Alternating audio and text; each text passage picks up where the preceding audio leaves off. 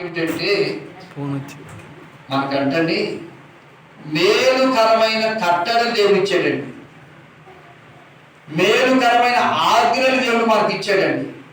కానీ ఈనాడు ఆ మేలుకరమైన కట్టడలు నెరవేర్చకుండా, ఆ మేలుకరమైన ఆజ్ఞలు గైకొనకుండా ఉండటం ద్వారా ఈ శాపం వాళ్ళని వెంటాడుతుందని, ఈ దరిద్రత వాళ్ళని వెంటాడుతుందని, ఈ రోగం మనం తరిమి హాస్పిటల్ పడేస్తుందని వాక్యం ద్వారా చెప్పబడ్డది.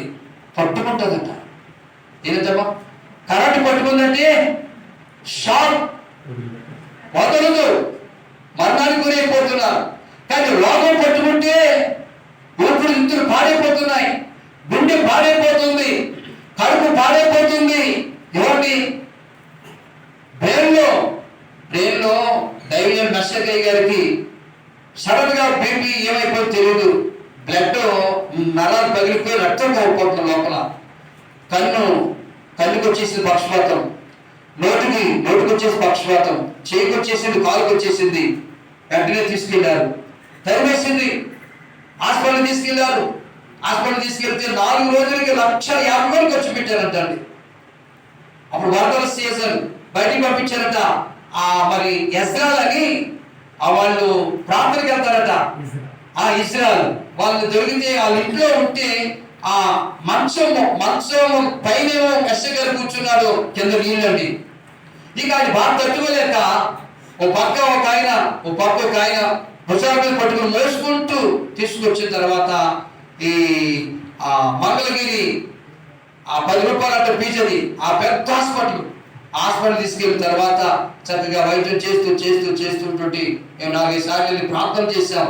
దేవుడు కృపను బట్టి సురక్షిత ఇంటికి వచ్చాడు. ఈ రోజు కృతజ్ఞత ప్రార్థన పెట్టుకుంటున్నారు. అంటున్నాడయ్యా, మీ సహవాసాన్ని విడిచిపెట్టి మీరు చాలా తప్పు చేశాం. మీ సహవాసాన్ని విడిచిపెట్టి, మీ స్నేహాన్ని విడిచిపెట్టి చాలా పొరపాటు చేశాం. ఇవన్నీ మా తప్పును పట్టుకున్నాయి. కాబట్టి మా సేవకుడు కాబట్టి మా దగ్గర కూర్చుని రోజంతా కూర్చుని ఆ పరామర్శించి మరి ఆ డిశ్చార్జ్ చేసి మన ఇంటికి తీసుకొచ్చి ప్రార్థన చేపించి అన్నీ చేశారు. ఎవరు చేస్తారండి? ఇలా ఎవరు ఉంటారండి? ఇలా ఎవరు ఆదరిస్తారండి? మీ మాటలు చెప్తున్నప్పుడు నాకు ధైర్యం వచ్చింది. ఇప్పుడు దాకా ధైర్యం లేదు, బలం వచ్చింది. మా అయ్యగారు వచ్చాడు, మా నాయకుడు వచ్చాడు అని బలం వచ్చింది, ధైర్యం వచ్చింది. ఆ రోజే డిశ్చార్జ్ చేశారు దేవుని కృపను బట్టి. దేవుని స్తోత్రం. ఎందుకు చెప్తున్నానంటే దేవుని పిల్లలమైన మనము దేవుడు మనకు మేలుకరమైన కట్టడలు ఇచ్చాడండి.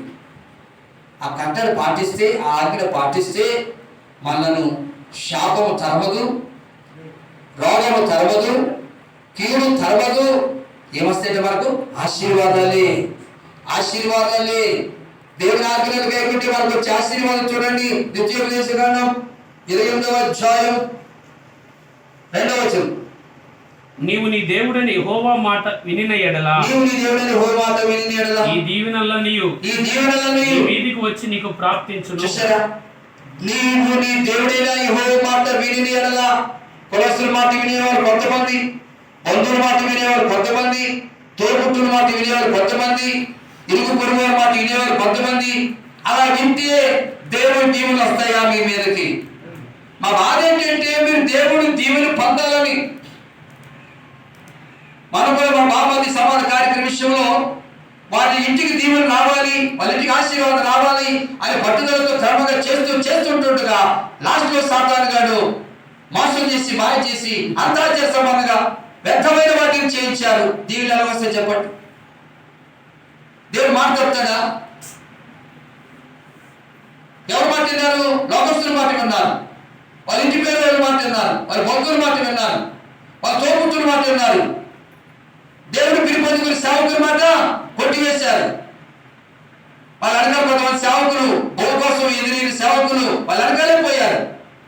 మరి మాకు విలువ ఉంటుంది? ఖచ్చితంగా మాట్లాడే విలువ ఉంటుందా? యథార్థంగా మాట్లాడే విలువ ఉంటుందా? ఆశీర్వాదాలు ఎవరికి వస్తాయి?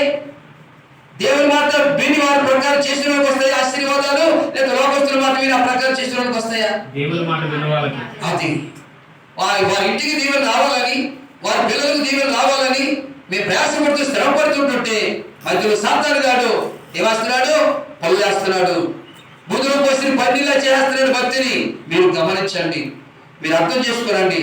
కాబట్టి కులానికి లోబడితే, లోకానికి లోబడితే, ఆచారానికి లోబడితే మీకు దీవెనలు రావు.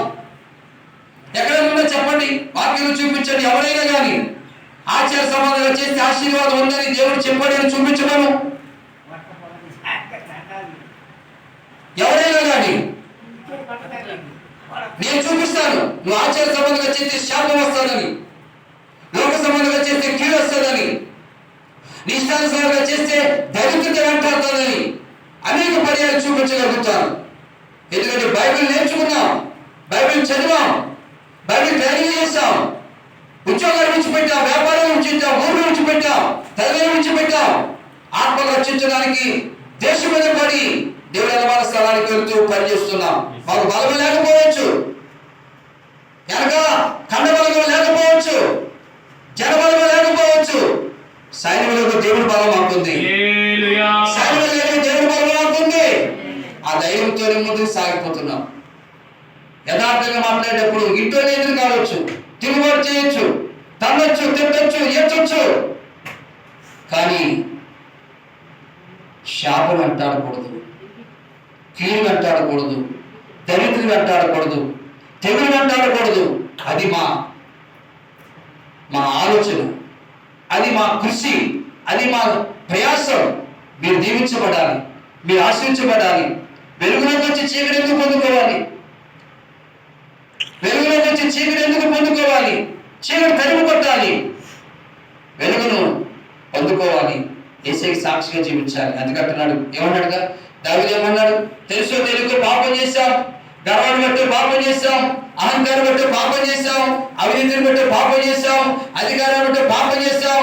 అందుకే ప్రభువా, యెహోవా, నీ పనిని పాపము చేసి ఉన్నాను, నన్ను కరుణించు.